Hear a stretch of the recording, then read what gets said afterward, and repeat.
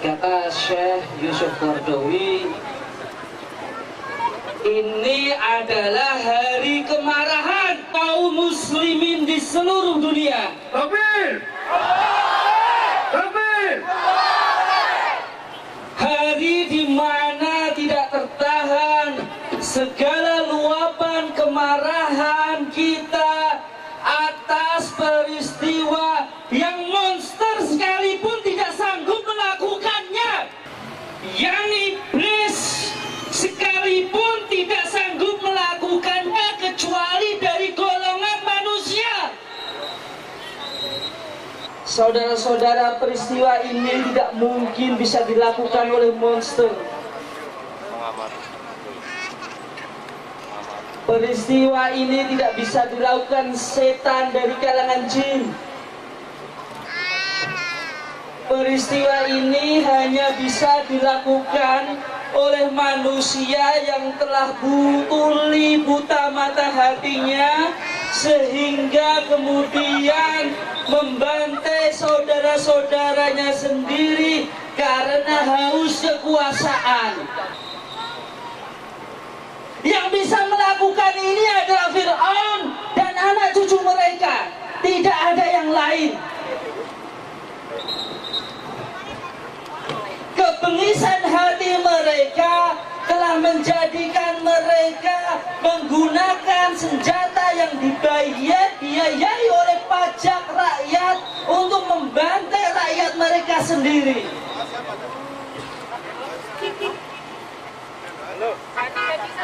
Mari kita ungkapkan kemarahan kita dengan melaknat mereka di Yaumul Jum'ah yang agung ini, dengan doa-doa orang-orang yang tertindas, yang tidak ada hijab antara kita dengan Allah Subhanahu wa Ta'ala, untuk memuaskan kemarahan mereka, kebiadaban mereka. Mereka bakar masjid yang di dalamnya ada rakyat Mesir. Bagi mereka rumah Allah tidak berarti sama sekali. Bagi anak cucu Fir'aun, ketika mata mereka telah ditulikan dan dibutakan oleh Allah Subhanahu wa Ta'ala. Mari kita ungkapkan kegeraman kita kepada masyarakat dunia, kepada Amerika. Kata Washington Post, mereka sendiri mengatakan Presiden Obama complicit in crimes. Ini yang mengatakan bukan kita, tapi mereka sendiri. Sebuah media terkemuka Amerika Serikat, Washington Post, mengatakan Obama complicit in crime. Mereka sebenarnya mau bisa melakukan menghentikan pembantaian itu, namun mereka telah tutup mata dan hati mereka karena tahu yang menang di Mesir adalah umat Islam. Mereka mengingkari prinsip dan nilai mereka, demokrasi, karena mereka kecewa setelah umat Islam menerima demokrasi, ternyata yang menang adalah orang-orang yang taat kepada Allah dan Rasulnya.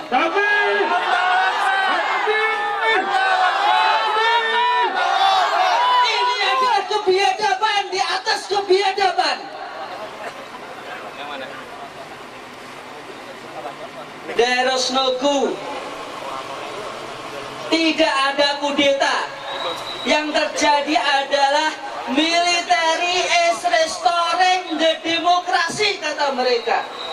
Kapan militer akan menerima demokrasi?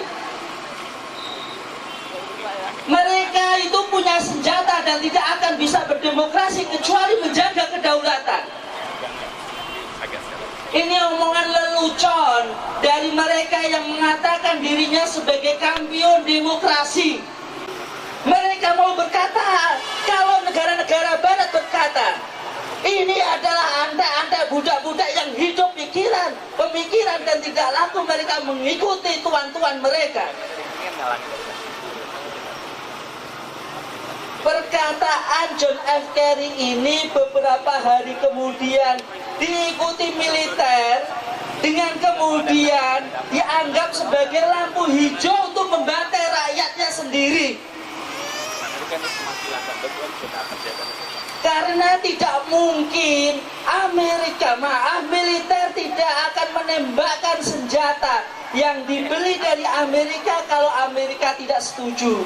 Pemerintahan Mesir dalam hal ini militer adalah pemerintahan militer yang menerima bantuan terbesar kedua dari Amerika setelah Israel.